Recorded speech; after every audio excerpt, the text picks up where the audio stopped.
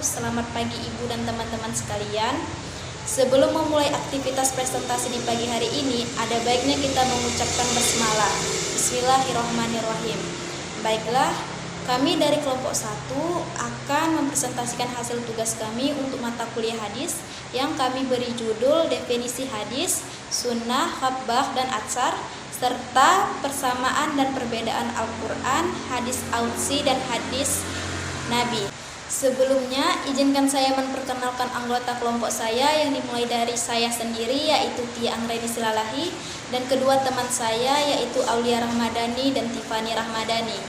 Baiklah, untuk mempersingkat waktu, kita masuk ke pembahasan pertama, yaitu definisi hadis dan sunnah yang akan dijabarkan oleh saya sendiri. Pengertian hadis. Hadis menurut bahasa yaitu yang bermakna baru, sedangkan hadis menurut istilah yaitu segala sesuatu yang disandarkan kepada Nabi Muhammad SAW, baik perkataan, perbuatan, serta ketetapan Nabi, baik sesudah maupun sebelum. Pengertian sunnah. Secara etimologi, Ibnu Maju mendefinisikan sunnah sebagai al-tarikah, jamaknya adalah al-sunnah, artinya jalan yang dilalui, terpuji atau tidak, atau berarti perjalanan. Sunnah diartikan sebagai sesuatu yang disandarkan kepada Nabi Muhammad SAW, tetapi hanya yang berhubungan dengan hukum syarak, baik yang berupa perkataan, perbuatan maupun ketetapan. Baiklah, itu saja yang dapat saya sampaikan untuk pembahasan. Assalamualaikum warahmatullahi wabarakatuh. Perkenalkan, nama saya Tiffany Rahmadani dari kelompok 1. Di sini saya akan menjelaskan tentang pengertian khobar dan atsar menurut bahasa dan istilah. Khobar menurut bahasa adalah berita atau warta. Yang dimaksud dengan berita ini, berita yang disampaikan dari seseorang kepada seseorang yang lainnya dari kata akhbar dalam kata jamak.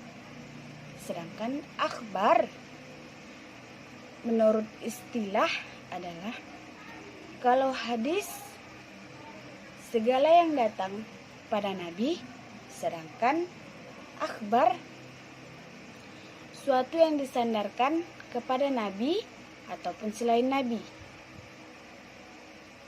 Sedangkan atsar secara bahasa sisa dari sesuatu atau jejak, sisa dari sesuatu atau jejak. Sedangkan menurut istilah suatu yang disandarkan kepada sahabat,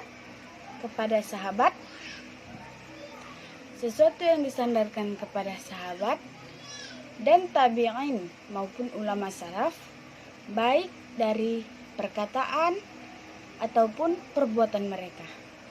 Demikian yang bisa saya sampaikan. Assalamualaikum warahmatullahi wabarakatuh. Perkenalkan, saya Aulia Rahmadani dari kelompok 1. Saya akan menjelaskan sedikit tentang perbedaan, persamaan Al-Quran, hadis Qudsi, dan hadis Nabawi. Sebelum kita beralih kepada persamaan dan perbedaan hadis Qudsi, hadis Nabawi, dan Al-Quran, saya akan menjelaskan sedikit tentang definisi Al-Quran, hadis Nabawi, dan hadis Qudsi. Pertama, saya akan menjelaskan tentang definisi Al-Quran. Al-Quran dari segi bahasa berasal dari kata kiro'ah yang berarti bacaan. Sedangkan secara istilah, Al-Quran adalah kalam Allah atau perkataan Allah yang diturunkan kepada Nabi Muhammad melalui perantara malaikat Jibril yang diturunkan secara mutawatir atau berangsur-angsur dari masa ke masa yang membacanya ibadah. Kedua, definisi hadis Qudsi.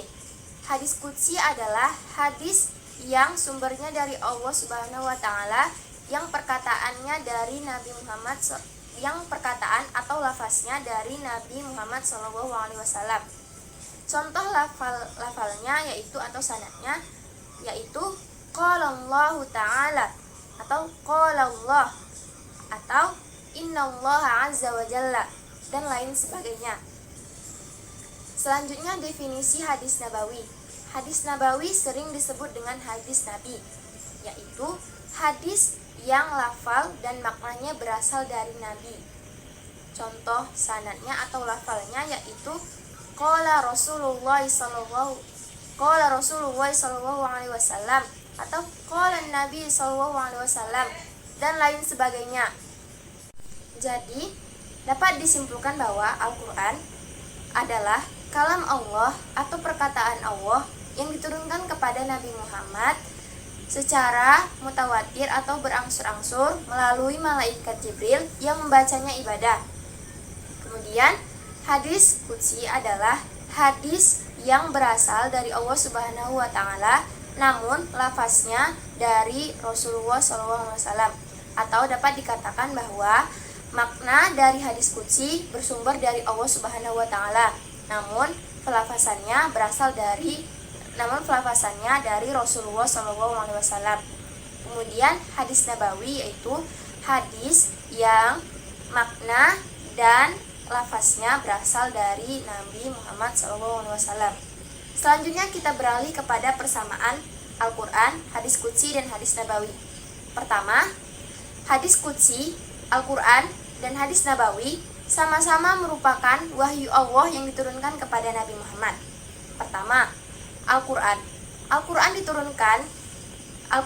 merupakan wahyu Allah yang diberikan kepada Nabi Muhammad melalui perantara malaikat Jibril. Kedua, hadis qudsi, yaitu wahyu Allah yang diberikan kepada Nabi Muhammad melalui mimpi beliau.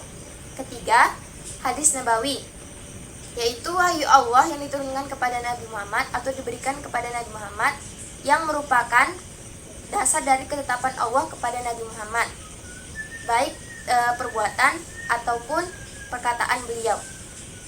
Selanjutnya, persamaannya yaitu sama-sama merupakan pedoman atau sumber ajaran Islam yang menjadi pedoman bagi umat Islam. Atau dapat disimpulkan bahwa sama-sama merupakan sumber hukum atau sumber ajaran Islam. Pertama, Al-Quran. Al-Quran merupakan sumber hukum atau sumber ajaran Islam yang pertama. Dan hadis merupakan sumber hukum dan sumber ajaran Islam yang kedua dari masing-masing Al-Quran dan hadis yang merupakan dapat dijadikan pedoman hidup bagi umat Islam. Jadi dapat disimpulkan bahwa persamaan Al-Quran, hadis qudsi dan hadis nabawi adalah sama-sama wahyu dari Allah Subhanahu wa taala yang diturunkan kepada Nabi Muhammad. Kemudian sama-sama sumber hukum dan sumber ajaran Islam atau pedoman untuk umat manusia. Selanjutnya adalah perbedaan Al-Quran, hadis qudsi dan hadis nabawi. Pertama, perbedaan Al-Quran dan hadis qudsi. Pertama, Al-Quran merupakan firman Allah atau kalam Allah, sedangkan hadis qudsi adalah maknanya dari Allah dan lafaznya dari Rasulullah. Jadi dapat disimpulkan bahwa Al-Quran adalah makna dan lafaznya berasal dari Allah Subhanahu wa taala, sedangkan hadis qudsi yaitu makna dari Allah Subhanahu wa taala, sedangkan lafaznya berasal dari Nabi Muhammad SAW.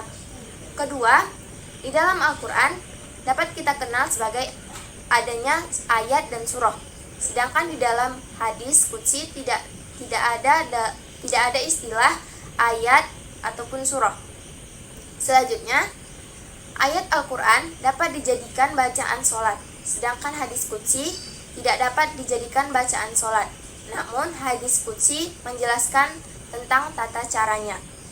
Selanjutnya, perbedaan hadis qudsi dan hadis nabawi terletak pada hadis nabawi makna dan lafaznya dari Rasulullah SAW, sedangkan hadis qudsi adalah maknanya dari Allah Subhanahu wa taala, sedangkan lafaznya dari Rasulullah SAW.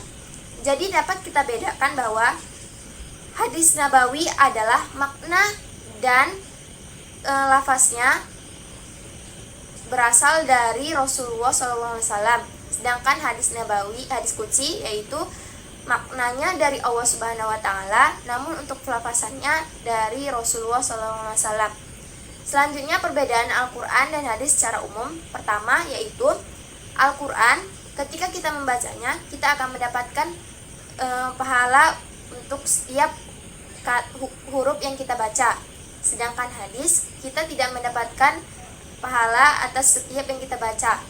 Tetapi ketika kita mengamalkan hadis tersebut, insya Allah kita akan mendapatkan pahala. Kedua, dalam membaca, menurut beberapa para ulama, dalam membaca Al-Quran kita diwajibkan dalam keadaan bersuci, sedangkan hadis kita boleh membacanya dalam keadaan tidak bersuci. Sekian dari saya. Jika ada kata-kata saya yang kurang berkenan kepada ibu dan teman-teman, saya mohon maaf. Wassalamualaikum warahmatullahi wabarakatuh.